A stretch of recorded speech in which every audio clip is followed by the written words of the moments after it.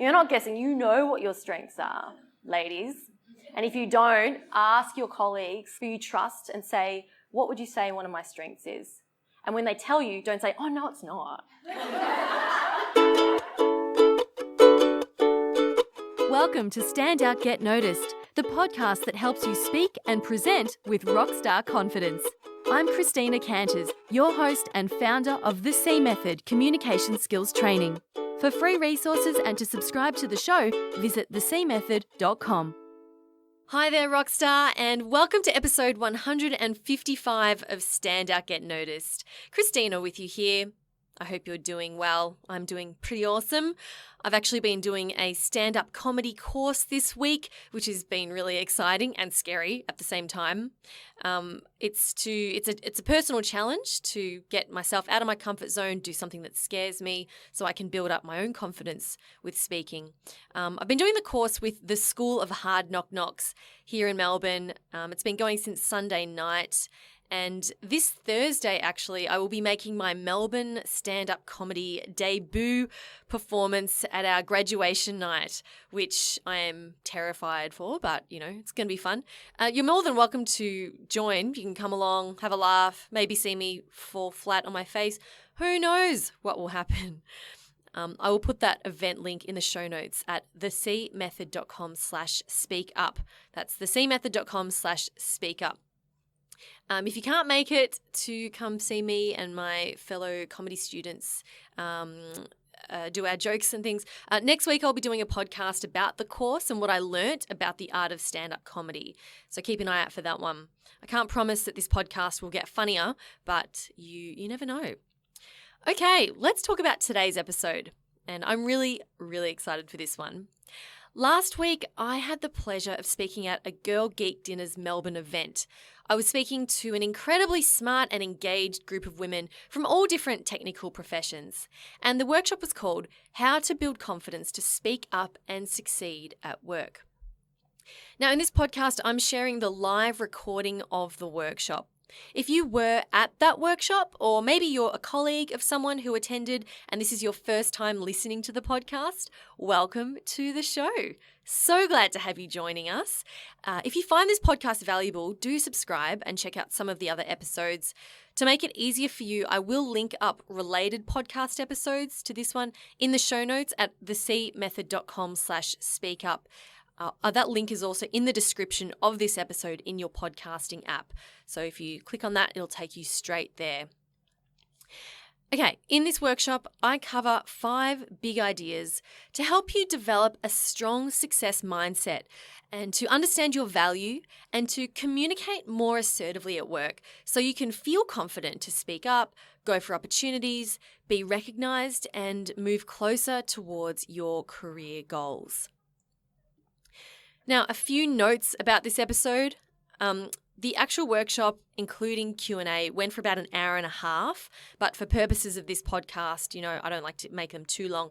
I've edited out some of the Q&A and also some of the sections where we did activities because I want to make this easy for you to listen to. Also, please note, I recorded this workshop with a lapel mic, and when I'm speaking, I do get excited and I raise my voice, so I apologize if it sounds a bit distorted in places. That's some of the little things you have to deal with when you're recording live. I think there's a tiny bit of swearing, but nothing extreme, but want to give you that little warning. And finally, this workshop was quite interactive and we had a number of people asking questions, which you can't actually hear in the recording, but I've done my best to add my own commentary in to fill you in so that it all makes sense. So hopefully there's nothing lost on you with the recording. I wanted to translate really well to the podcast. Okay, enough of me talking. Let's get into it. Here's how to build confidence to speak up and succeed at work. Thank you, Hema. Wow, it's so wonderful to see all your lovely smiling faces here, especially on a Wednesday evening. You could have been at home watching Netflix, but you chose, someone's nodding, yes. I have given up my Stranger Things view. So look, I really appreciate you being here today. And like you heard Hema say, I help professionals to be more confident and effective when it comes to communication and public speaking, especially in the work context. And I'm so excited to be here today because, especially when Hema told me the sort of topic she was hoping that I would talk about, which is how to speak up and to succeed at work. And I've spoken to you with a few of you already before we started, and it sounds like this is something that you guys really want. How many of you, I want you to have a think, how many of you feel like you just don't have the confidence to say what you're thinking or to share your idea? You don't have to raise your hand. Just want you to think about it. And how many of you, or someone's raising their hand, yep, that's me. And how often do you feel like someone else gets recognition for your ideas? Well, you had the exact same idea. In fact, it was better than theirs, yet they're the one who stood up and said it, and now they're getting recognised for it. And then they're the ones getting the opportunities to move forward.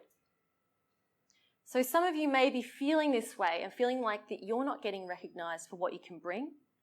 Maybe you feel like you're not being utilised effectively for all the skills that you have, that your work puts you in this little box and that you don't have any influence, you can't build relationships with the decision makers and therefore work your way up. Okay? All of these things can result from not feeling that comfort within ourselves to be able to stand up and say, hey, this is who I am, this is what I believe in, and my idea is better than yours. So that's what we're going to do today. I've got 5 big ideas to share with you around how we can start to not just things to actually do to speak up, but also to shift the way we think about ourselves. Because I believe that, yes, there's techniques and tools and things that we can do, but it all starts from up here, okay? So I'll be sharing with you some mindset techniques that will hopefully help you to get into that right place and then put you in a better position to then go on and take action and achieve those things. Now, I'm also recording this entire presentation, so if you want to recap, or maybe you've got a team or people that you feel would also benefit from this presentation, but they couldn't be here tonight, then I'll get Hema to send you all the link to it afterwards, probably in the next week or so, and then you can have a listen too. Okay, shall we get into it? Yeah. Yes?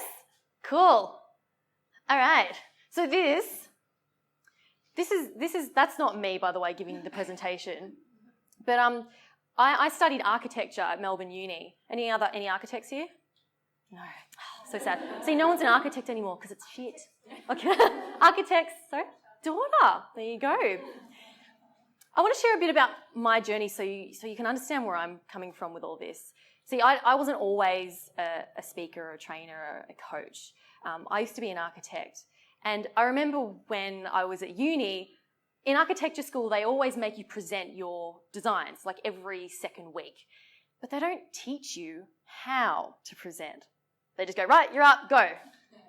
And you stand there and you've got an angry-looking tutor staring at you, because this is the 20th presentation they've looked at this day, and all the other students are standing like this. They're either hungover or sleep-deprived, and you're there with your semester's work on the wall for everyone to see, and it's like your heart like out there to be absolutely destroyed, right? And I used to get so nervous. I remember there was this one day where I sat there and there was a particularly antagonistic tutor who was ripping to shreds some other student's work in front of everyone. It is the worst experience. And I was sitting there and I'm like, I'm about to go up, right? And I'm going, right, I'm hyperventilating. By the time I get up to do my presentation, I'm shaking. And I don't even remember what I said. I just got through it. I don't even think it was that bad, to be honest, but I was so worked up. As soon as it finished, I just had to run to the bathroom and I just burst into tears because my anxiety had just gotten the better of me and I could not handle it any longer. And at that moment, I thought to myself, you know what? I never want this to happen to me ever again. So I went out and I started researching communication courses. And I found that the faculty of, it was like media and comms, they did a business communication course. So I enrolled myself in that. And it was there that I learned that public speaking and communication is a skill.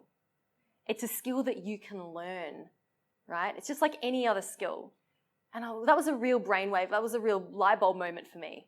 I thought, you know what, awesome. So I really applied it, and I applied it to my uni presentations, and I saw that it worked. And then from there, when I got a job at a large architecture firm, I applied what I'd learned there as well. And I began to see, wow, this actually works. Now, fast forward 3 years, and I'm in the Philippines. I'm on an exchange with Rotary International, and I'm speaking to an audience of 500 business students, graduate business students. And the presentation goes well, and we get to the end of the talk, and it's Q&A. And one girl stands up and she goes, Miss Christina, because they're so polite there, Miss Christina, we see in your bio that you like to sing. Can you sing us a song? In Q&A, right? And I'm like, oh my God, like 500 people staring at me to sing a cappella, impromptu. I had no choice. I had to sing. And you know that moment when like you have an infinite number of possibilities to choose from and you can't think of one thing? It's like, how many songs are there in the world? And I was saying, like, I need to think of one song. So I ended up going with, I Still Call Australia Home. I got my Qantas on. And look, they loved it, right? I even got a standing ovation. See, they loved it. But look, and I was so proud of myself. And I realized in that moment that, you know, confidence and being able to speak in these skills, right? It's not something that just happens overnight. It takes practice, but you can absolutely get there. I went from being a crumbling mess in the bathroom crying over a presentation to 10 people to being able to sing in front of 500. I'm not even a singer. So there you go. So Brian Tracy, he's a Uber sales guy. He says, look, if you're willing to work at it, you can absolutely learn this, okay? So if you're here thinking, yeah, Christina, I'm not a natural speaker. Yeah, Christina, it's all well and good for you. You know, you're not this and I'm that. No. You cannot learn it, absolutely. So I became an architect. And while I did enjoy it, I found myself not enjoying the whole technical aspect of it. I'm a real people person. And it was there when I saw that architects are actually terrible at presenting their work. Like I said, they tell you to present, but they don't teach you how to do it.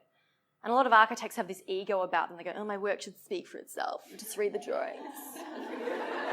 I'm wearing a black skippy. Like, that's what they're like. And it's like, no. If you want to be able to sell your design, your work to a client, you have to speak their language. You can't just speak design gobbledygook. It doesn't work that way. And so I got frustrated with being in corporate as well. And a few other things sort of got to me. And I was like, you know what? I want to help architects and other professionals to be more effective at communicating at work. Because I realised that this is not something that affects architects. It affects so many other professions too, and in particular technical professions. So I quit my job and I left the country and started a podcast. And after that, I've spent the last 3 years building up a business, doing one-on-one coaching, running group training for companies, and also speaking at conferences to professionals around improving these skills. So whether it's public speaking, workplace communication, customer service, anything to do with building relationships and, you know, building your confidence to then succeed, that's what I'm all about. That's my thing. And it's awesome. I love it. I mentioned the podcast before. This is being recorded for. This is the podcast.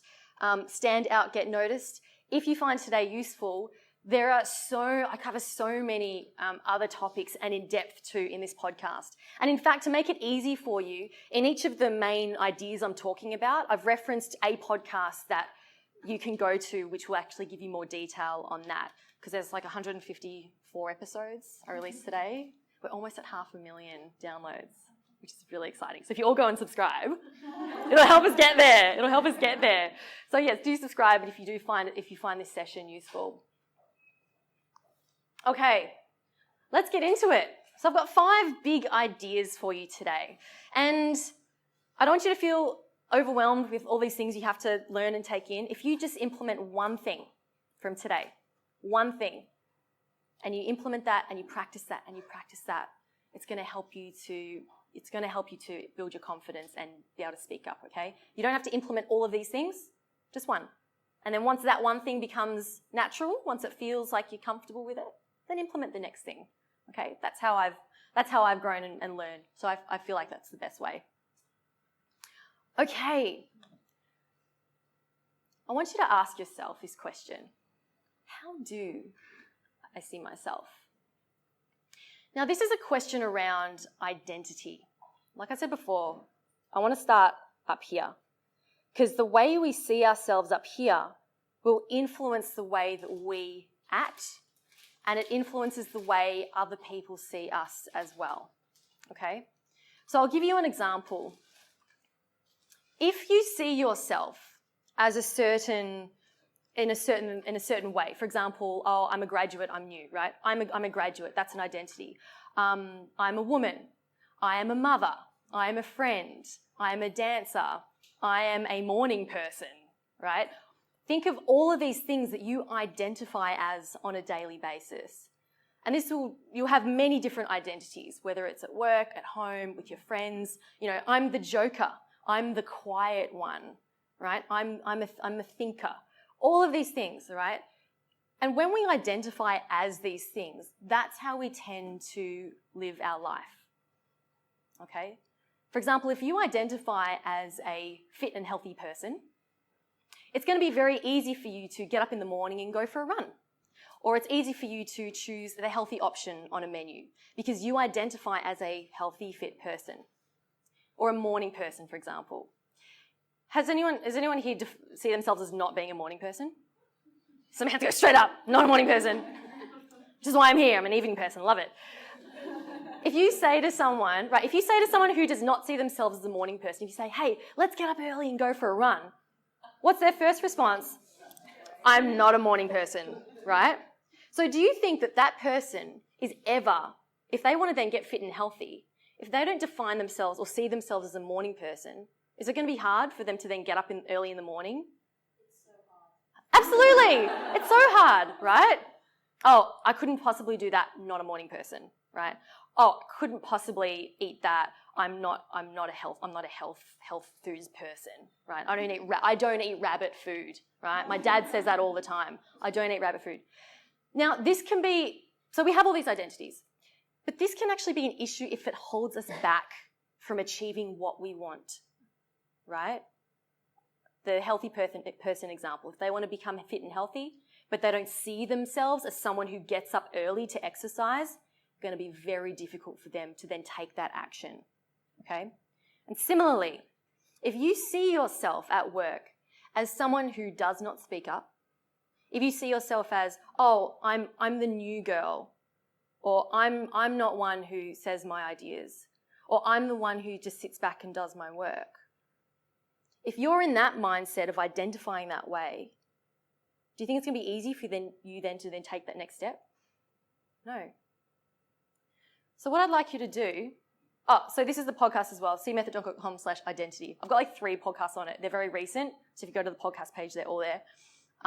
So powerful, guys. This is absolutely powerful.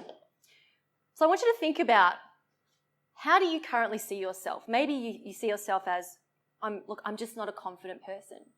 I'm not a natural speaker, or I'm not a leader. I'm not a natural leader. Or maybe, I'm female, therefore, think of the excuses that you find yourself making, or the stories you tell yourself based on your identity. I don't have that experience, therefore I can't possibly go for that opportunity. I'm a woman, therefore I can't do this because there's so many men here.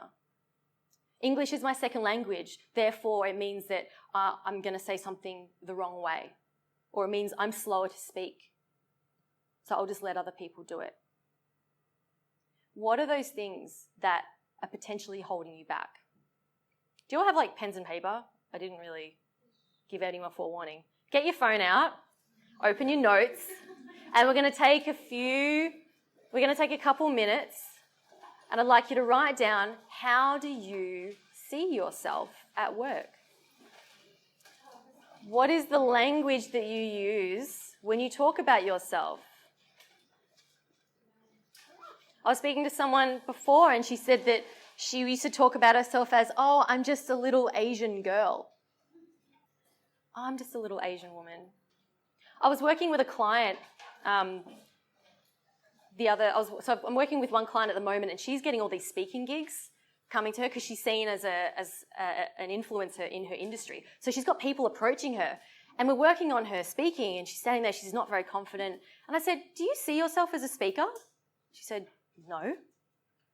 I said, if you don't see yourself as a speaker, how can you expect other people to treat you like a speaker?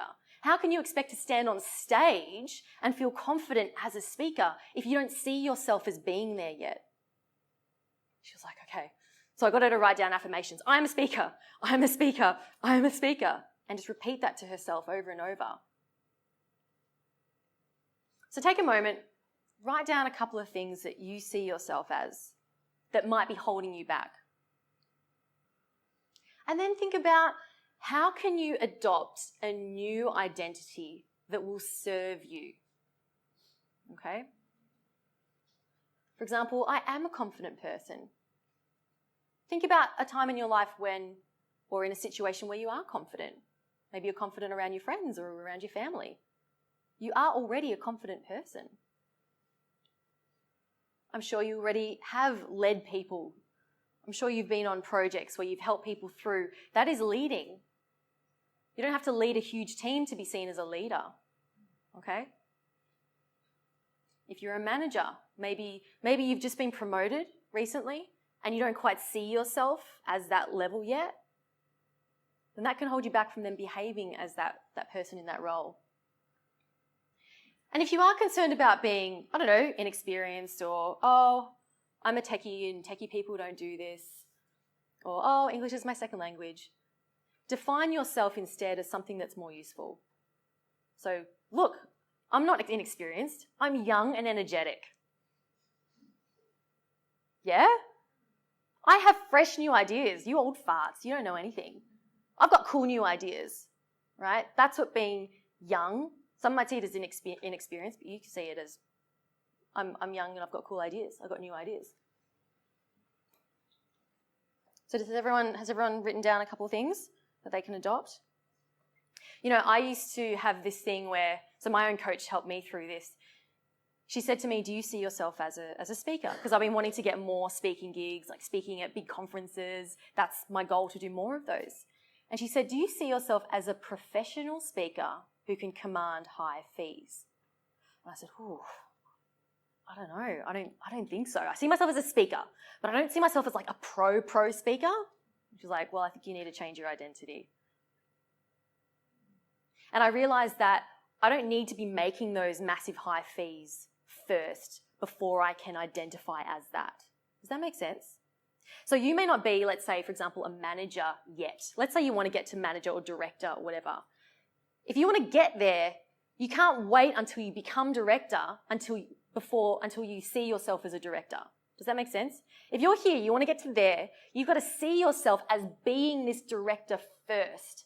And then when you do that, when your mind's there, you'll start acting like a director acts. And then other people will start treating you like they would treat a director because you're acting that way. And then they'll see you and then they'll see your potential and they'll say, oh, hey, Sarah, I'm making a name, wow, who should we promote or who should we, oh, wow, Sarah seems like she could really handle it. I reckon we should offer that to her because you're already acting in that way. Does that make sense? Yeah, so whatever you want to be, adopt that identity. And then say goodbye to your old identity, okay? And do what you need to do. Something you can do is write down affirmations. Affirmations are powerful. Every morning, get out a notebook and write out 3 things, like write out that new identity. I am, not I want to be or I'm going to be, I am. I am this, I am that, I am blah, blah, blah. And then as your mind starts to believe it, you will then start to act like that, okay? All right, this language one is huge. My second big idea. You know, I was at a networking event once and I was speaking to this woman and she was telling me how much she loved her job. She was like, oh, I've been there for 10 years, love it, my husband's asked me to leave and join his business, but I don't want to. I love my job. I said, oh, so what do you do? And she said, oh, I'm just a PA.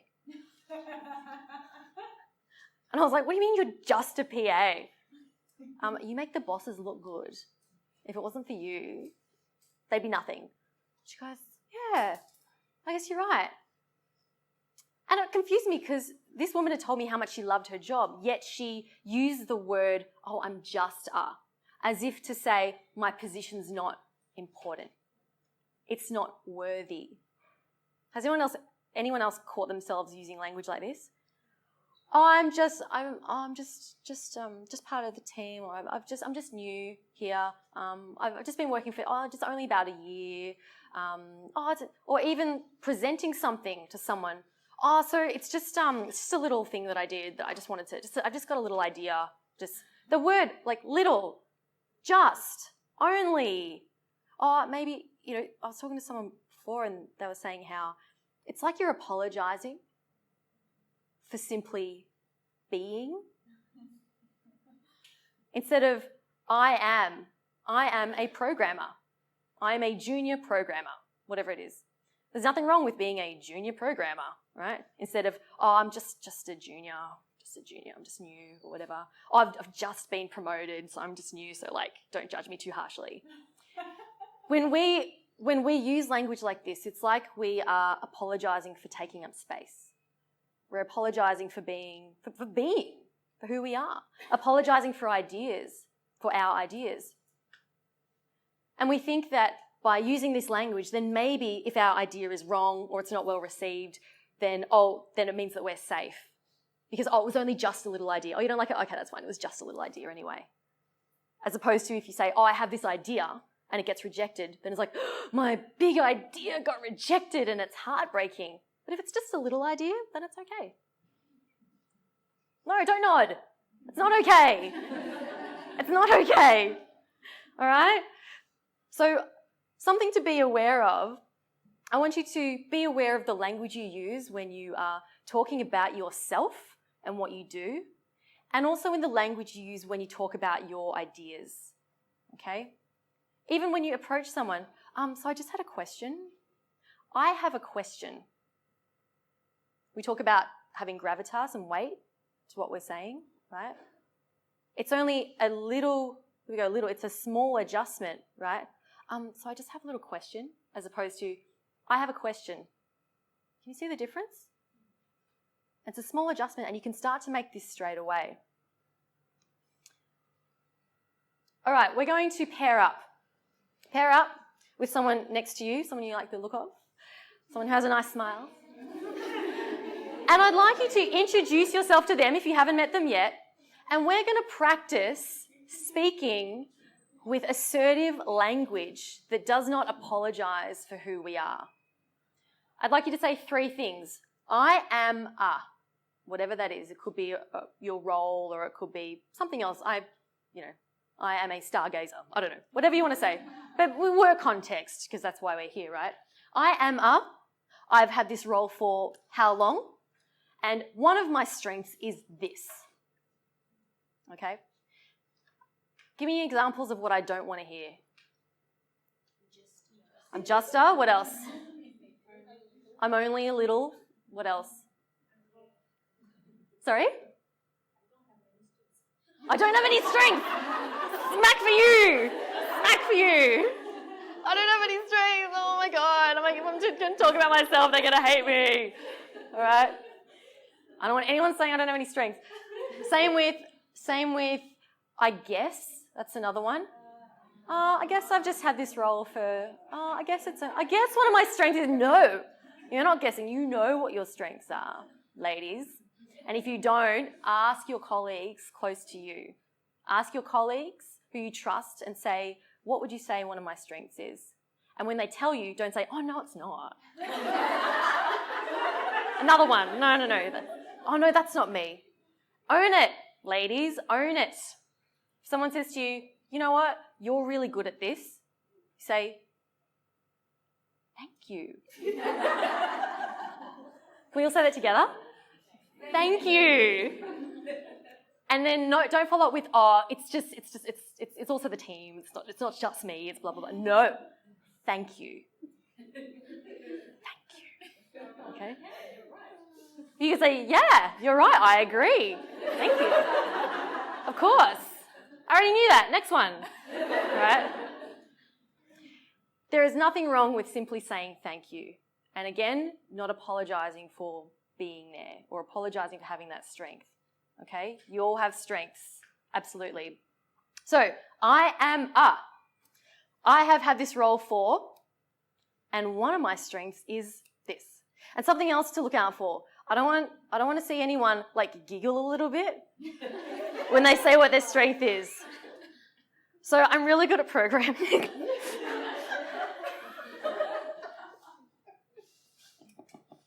Gravitas and weight. Yes. Question? Hey guys, Christina here to fill you in on some of the questions that people are asking. So here, someone asked the question, how do you interrupt someone when they're speaking without being rude or hesitant? Here's my response. One thing that works really well is, can I pause you there? Because you're not telling them, stop, I'm interrupting. You're suggesting that, hang on, you'll get a chance to keep going. But it's just pausing, right? Oh, sorry. Yeah, it's just a pause. Look, even I do it. It happens. It's a pause. So what you can practice doing is if someone's talking, you say, can I just pause you? Can I pause you there? Can I pause you there for a moment? That's okay. And say it with the downward inflection. Not, can I pause you there? Which is like, it's like actually asking, can I pause? Oh my God, can I pause you? Am I allowed to pause you there? Say, can I pause you there? In fact, don't even make it a question. You're making it sound like a question, but it's actually not a question. You're saying, I'm pausing you, right? So, can I pause you there? And if you say it with that assertiveness in your voice, a downward inflection, right? It adds more gravitas to it. It adds more weight to it. People go, oh shit, okay, yes, I can pause. Yeah, does that answer your question? Yeah. Does that help? Okay, this next question was, what if someone continues to interrupt you? Do you mirror their behaviour and interrupt back? This was an excellent question. Here's the discussion that followed. In that situation, I would say two negatives don't make a positive. Because then you have two people interrupting each other, and people who like to talk usually are talking because they want to be heard and they feel this need to, right? If they keep doing it, then you can be really firm and say, look, I'd really appreciate it if you could let me speak. And a lot of this comes down to saying it with that authority. It's in the tone that you use, okay? And getting rid of that fluffy language. And as women, I do it too. As women, we tend to want to soften everything.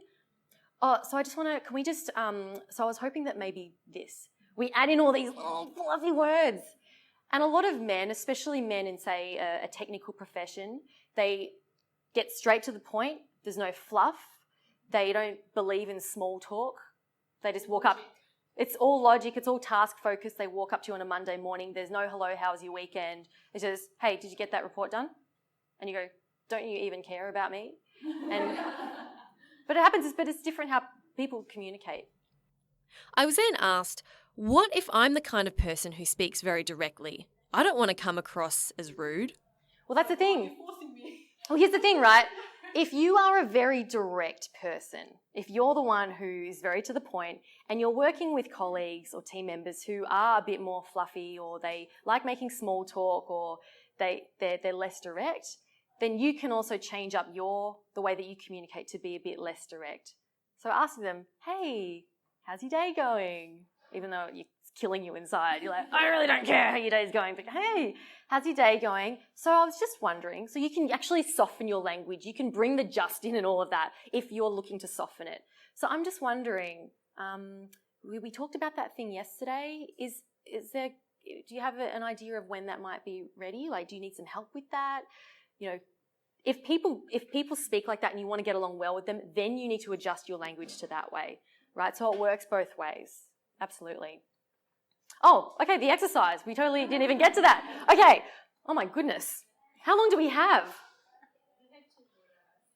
Is everyone still good? Are we good? Yeah? Okay.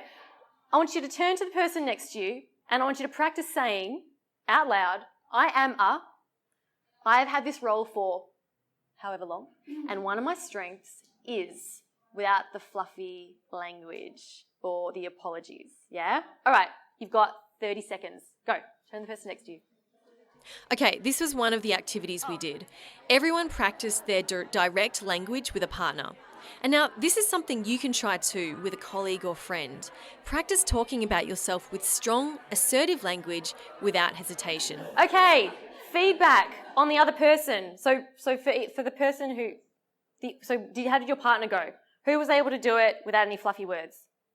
Straight away. Yeah? Who accidentally let one or two slip in?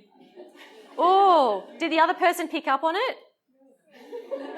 No? See, it's so insidious. It just creeps in, okay?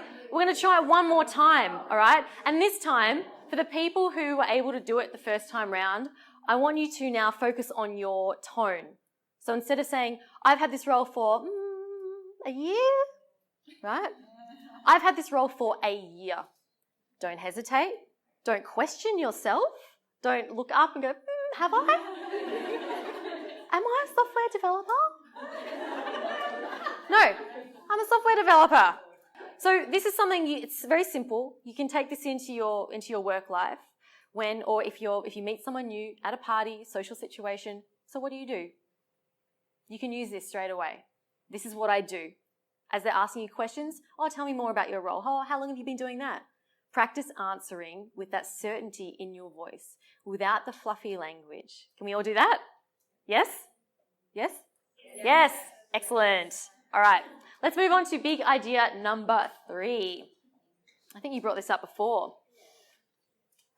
And you were correct in saying that a large proportion of how we communicate is actually not conveyed through the words that we use. Who's heard the stat that it's 55% body language? Who has heard this one? Okay, so with every message that we convey, only 7% of it is the words that we use. 55% is non-verbal. So that is the way our body looks when we're saying it. And then the 30 rest of it is tone. I didn't do maths, didn't I? Okay. And the rest of it is tone, so the way that it sounds when it's coming out, okay? So oftentimes, if we want to have presence or be taken seriously, a lot of it can come down to the way that we communicate non-verbally. Do you know someone, maybe it's a colleague or a boss or someone, when they just walk into the room, people just shut up and they stop talking and they listen. And that person hasn't even said anything yet. That could be the dumbest person on the planet. But the way they hold themselves says that they are. And what is that? It's our non-verbals. And it's actually easy to do. This is something that we can do. And if this is something that if you want to, have more impact in the workplace, if you want to get the attention of the movers and shakers and be taken seriously in your role, then again, it comes back to that identity. You need to start acting like that person up there. If that's where you want to go, you've got to start acting the way that person would act. And a lot of it comes through the way we present ourselves. Question? So when I come across people like that, they've normally been intimidating. That's a great question. Did everyone hear that? Yep. How do we do it in a way that's not fearful or intimidating? There are different types of body language. There's like the power stance and the very closed body language, which is this, right? Which is I'm making myself bigger than I actually am. There's pointing like this, do that, right? And that's a very aggressive, director type body language to use, right? Arms like this, men tend to do the thing like puff themselves up, look really big, okay? Now there's a difference between that and then also being open, all right? So there's closed body language and then there's the open body language. But being open doesn't necessarily mean that you are a pushover. You can still stand confident and strong and be like, hey, everyone. You can have a smile on your face, right? You can have a genuine smile on your face and a glint in your eye that tells people, we're all in this together, and I'm here to help. I'm not here to tell you what to do, okay? So we're all going to practice this, hang on, in a moment. But I want to firstly demonstrate just how subtle the difference can be. I want you to picture a rocket. Can you tell I used to be an architect? I'm really good. Do they even have doors? I don't know. There's a door. When they program like a rocket and they put in the coordinates, it's set to go in a certain projection, right? If they get those coordinates just like 2% off, so let's say 2%, and it doesn't seem like much at the start, but over time, it ends up going a completely different trajectory. It's a big word, trajectory. And it's very similar in the way that we present ourselves, okay? I'm not asking you to walk around like this. It's not a massive change, but the difference can be just 2 centimetres. Let's see, I did it again. So I want everyone to stand up.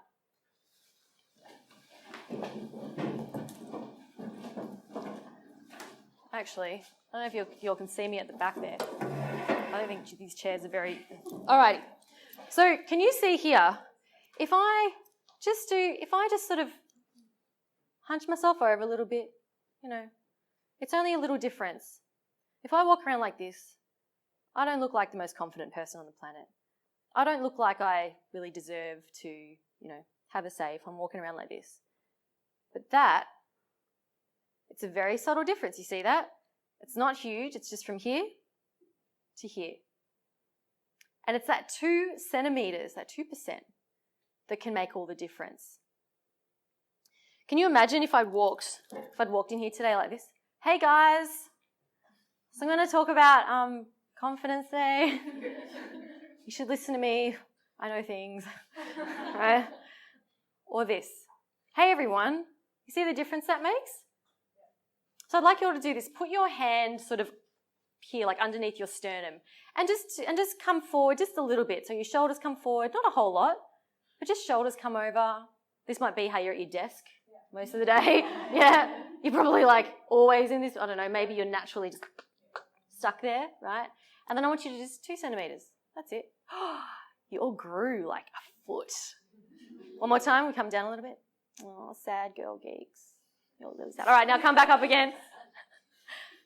Can you feel that difference? And we're not being ballerinas and being like, hey, it's just that tiny little difference, okay? This is when we are allowed to say tiny little because it is. It's a tiny little thing, but it does make a huge impact in the end. So I want you to practice holding yourself like this. In a meeting, if you're sitting down, maybe when you're in a meeting, you're used to crossing your legs and hunching over, okay? Look at how, again, the identity thing, someone who is in a management or director level, someone who has that authority in the workplace, I bet they're not sitting like this, all right? And you don't have to be all like we still want to be true to who we are, right?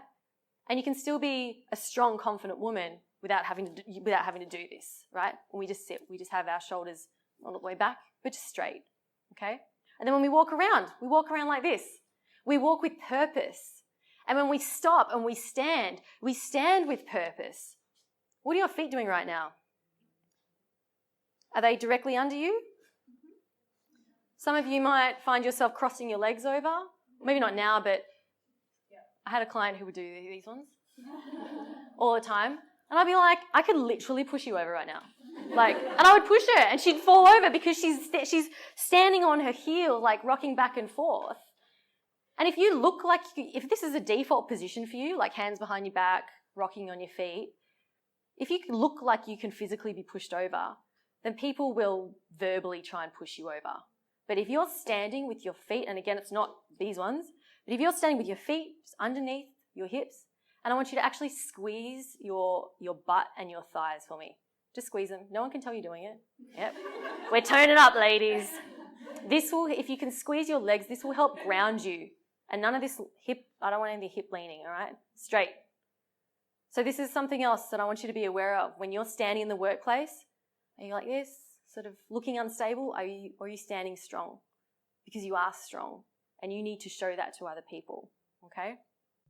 We then moved on to big idea number 4. Ask, what's the worst that could happen? When something comes up at work, I know that I was the same. I was exactly the same. The initial reaction is, oh no, I couldn't possibly do that. I don't have experience on it. And we make up these excuses and these reasons in our head as to why we can't do something. And I remember when I was a grad, I wasn't just a grad, I was a grad at this large architecture firm. I was all bright-eyed and excited to be there, and I got involved in everything, and I was in the social club, and I got involved with this and that, and I was part of this committee, and I was the youngest person on the committee, and I remember there was one point where the new CEO of the company had wanted someone from each committee to present to him and the other directors in the boardroom about that committee, because he wanted to learn all about what's going on. And the chair of our committee announced this to the group. He said, guys, we're going to have to send someone to present to the new CEO and the board. And everyone went,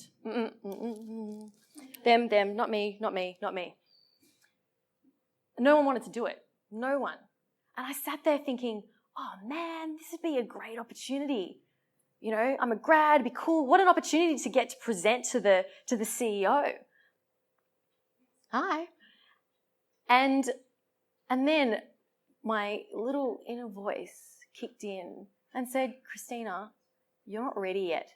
You're just a grad.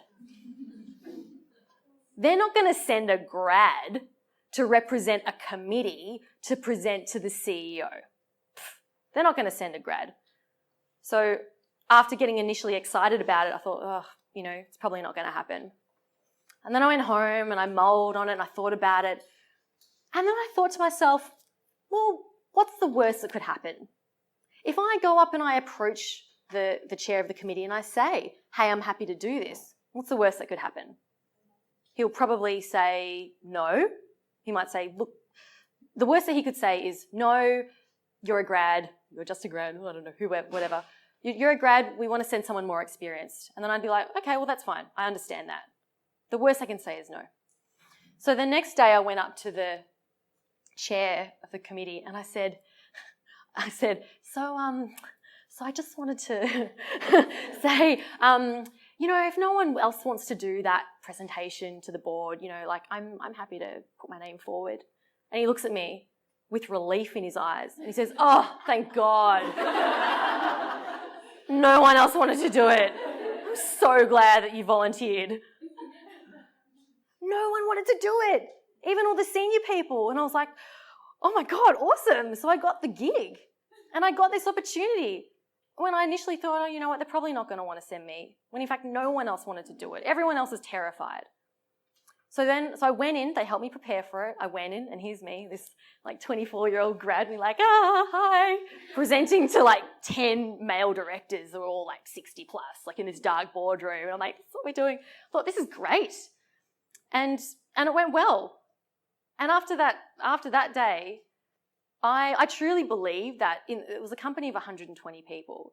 I truly believe that having that visibility in that moment helped in my career progression in that I was given amazing jobs to work on. I never had to do toilet details, ever, which is what a lot of architects have to do.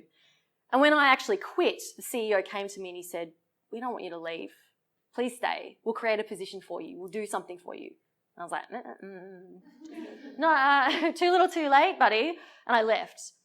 But being able to put yourself out there, you never know where these opportunities will take you. So don't wait, until you're ready, which is actually my next point. But asking yourself, what is the worst that could happen, really? And if it's simply, it's a no, then so what, okay? And it's a learning opportunity as well. Okay, the final thing, all right, so I mentioned this before. Who has ever said to themselves, oh, I'm not ready yet? Who's had anyone say to them, you're not ready yet? Man, it makes me mad. Because men go for things when they're not even ready, when they're actually not ready, right? It's a known thing. Pardon? What does that even mean? Are you undercooked or what? Oh, so what does ready even mean? Well, are you undercooked? You're too fresh. No. So like, it's known that when it comes to like a job application, a man will look at a job application and if they have like one of the skills, they'll go, oh, I could do that. And then they apply. And then a woman, like they'll go, I'll just figure it out later. But then as women, we'll look at it and go, okay, I can do that. Oh, but I can't do that. Better not apply. I'm not ready, right? I'm going to work really hard on that one thing until I'm ready, and then I'll go for it. But then by the time you're ready, it's already gone to the dude, right? So men are doing that thing right, where they're just like, whatever, I'll just go for it, okay? And I know that we want to feel ready. We want to feel 100% confident that we can do it, because we have this fear of, oh, what if I don't do it properly? Then I'm gonna mess up. I'm gonna look bad. But then by the time we are ready, the opportunity's already passed. Okay. Zig Ziglar once said, "You don't have to be great to get started, but you have to get started to be great." You don't have to be great to get started, but you have to get started to be great. I started podcasting in 2013. Do you think my first podcast was any good? No, it wasn't. It wasn't. Oh, shucks. No, it was not good. It was not good. And I wasn't good at podcasting before I started. I had to learn those things. And it's been almost 4 years now. And there are still things that I'm learning, and there's still elements where I get nervous and I listen back and I cringe and I go, oh, did I say that? I sound like an idiot. So you've got to get started. The reason why that address there is thecmethod.com/busk is because I discovered this lesson for myself a couple of years back before I had a Lego haircut. This is when I had long hair. I remember I was walking down Lygon Street, and there was this old man busking on the street, and he had a mic with a really crappy little speaker, and he was singing Unchained Melody. He was horrible. He was the worst singer I've ever heard. Yet there he was singing on the street. And I thought to myself, if this guy, who is tone deaf and hopeless, can get out on the street and sing, surely I can do that. Well, how hard could it be? I thought, I sang choir in high school. I got a ukulele for Christmas. How hard could it be? So the next day I went out and I got a busking license, because you need a busking license to busk. They're very selective in Melbourne, clearly. I need a license to busk. So I went out and I got it. And then as soon as I got it, and I told all my friends, I said, hey guys, I'm going to go busking. And they all loved it. Up until that point, they had no care whatsoever as to my business and all of that. They're like, whatever. But, oh, busking, Christina, we want to see her go busking and make an embarrassment of herself. So I told everyone, and as soon as I got the license, my initial enthusiasm just dropped like a stone, because my fear of being publicly humiliated kicked in. And I had this little voice in my head, again, that little voice, telling me, Christina, you haven't learned enough songs yet.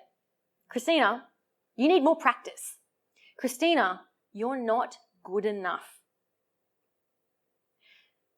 And I thought I needed to learn all these songs. I thought I needed a perfect repertoire of songs to go out busk. You know how long it took me to actually go busking? 6 months. 6 months. Like, I decided to busk. I got the license the day after that decision, and then it took me 6 months to actually do the thing, because I was just procrastinating about, I'm not good enough, I'm not good enough, I'm not ready, I'm not ready, I'm not ready. Until one day I just had to bite the bullet and tell everyone, guys, this Saturday, going busking. It's happening. And I had to get myself down there. Was my repertoire perfect? Nope. Did I forget half of the chords of the songs and mess up? Absolutely. I set myself up down at DeGrave Street. You know DeGrave Street? I was like the smallest laneway possible because I do not want to be seen. Again, like, oh, if I just make a little mistake, it'll be little and you won't be able to hear it as much. Yeah, that's why I didn't want amplification. Oh, it's a small mistake. So I sat myself up there and I started to play. And I waited for people to walk past and give me these snide looks or be like, oh, she's shit, or like throw things at me and go home. But it didn't happen. In fact, it was the opposite. People walked past and they would give me a thumbs up, they'd give me a smile, or they'd go, oh, 5, I love 5 memories. Because I was playing like 90s pop, which I thought was great. Blast from the past. And as I was there playing and messing up, which I would just start again, I realised that all of these fears that were in my head were just made up. It was all here. And this thing that I'd been so terrified of doing, this thing that I'd been putting off for 6 months, was really nothing to be afraid of at all. So I want you to have a think about what is something, maybe it's an opportunity, maybe it's an initiative you've been looking to start, maybe a different job you're looking to get, maybe you're looking to change careers, I don't know. Something that you're looking to do but you don't feel that you're ready yet. Know that when are you actually going to be ready? What's it going to take for you to be ready? In fact, you're probably ready enough right now. So don't let those little voices in your head or even other people around you tell you that you're not ready. Awesome. Okay, so those are the big ideas that we covered today. You guys have been amazing, and I hope that you can take away one thing. So like I said at the start, I don't want you to try and implement all of these things at once. I want you to pick one thing. Maybe you work on how you hold yourself. Maybe you pay more attention to your language. And maybe you can help each other. If you've got teams, maybe they're here tonight, maybe they're not. You can go to them and say, hey, so this is what we're going to do. We're going to call each other out on the language, the fluffy language that we use with each other.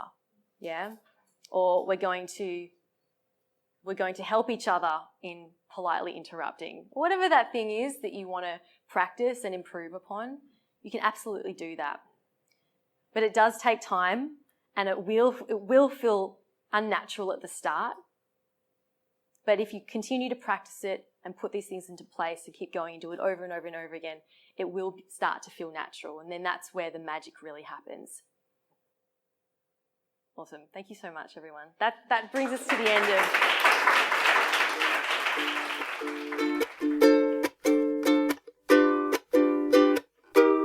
Big thanks again to Girl Geek Dinners Melbourne for having me speak. I had so much fun, and from the audience's response, it seemed like they got a lot out of it too.